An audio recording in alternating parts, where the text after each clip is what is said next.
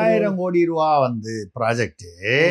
அதுக்கு வந்து 25% கமிஷன் 310 கணக்கு நான் தான் கணக்கு வச்சிட்டு இருக்கேனே. 310 கோடி ரூபா வந்து வசூல் லஞ்சம். இந்த 310 கோடி ரூபால புருஷ பொண்டாட்டி ஒருத்தவங்க மாட்டுறாங்க, IAS அதிகாரிகள். அவர் அங்க சீஃபா இருக்காரு. என் மனைவி வந்து NOC சுற்றுச்சூழலுக்கு கொடுக்கணும்.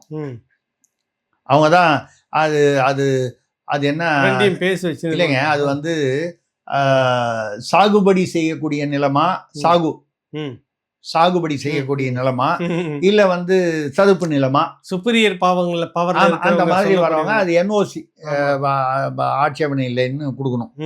இதை இவங்க கொடுத்துட்றாங்க. அந்த சம்சாரம் அங்கே கொடுத்துட்றாங்க. அங்க மின்சாரமா இருக்கக்கூடிய சீஃபா இருக்கக்கூடியவர் வந்து கைது போட்டுறாரு. முடிஞ்சு போச்சு. ஆமா ஆமா. அதுல இதுக்கெல்லாம் ஒருத்தர் இருந்தாரு, யாரு மந்திரி, அவர் தான் ஸ்னேக் பாபு.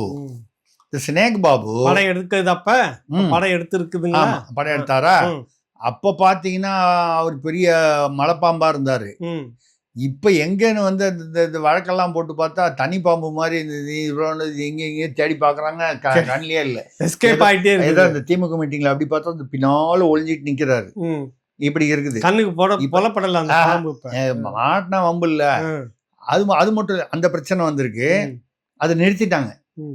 நம்ம பாராட்ட வேண்டிய விஷயம், தாவேகா ஆட்சியில பாராட்ட வேண்டிய விஷயத்துல 2000 கோடி ப்ராஜெக்டை, அந்த ப்ராஜெக்ட் ஆரம்பிச்சு அடித்தளம்லாம் போட்டதுக்கு அப்புறம் கூட இது மக்களுக்கு எதிரானது, மத்திய அரசின் விதிமுறைக்கு எதிரானதுன்னு சொல்லி அந்த ப்ராஜெக்டை தடை செய்து விட்டார்கள்.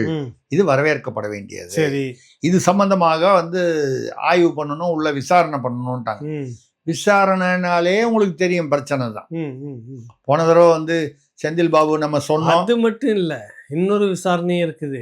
கோயில் நிலங்கள்ல கோயிலுடைய சொத்தை அதை எடுத்து மண்டபம் கட்டுறது, என்ன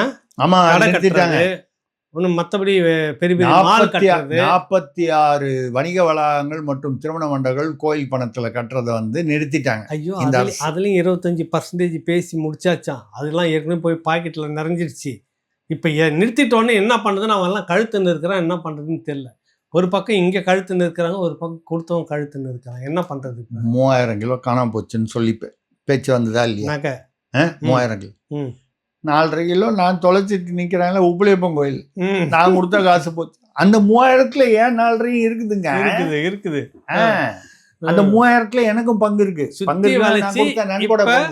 ஸ்னேக் பாபுக்கு கட்டம் கட்டி இருக்கப்படுது. கட்டம் கட்டி இருக்கு. இப்ப இந்த 3000 கிலோ கோயில் நகை, அப்புறம் இந்த ராம்சாரு, சரி எல்லாம் கரெக்ட்.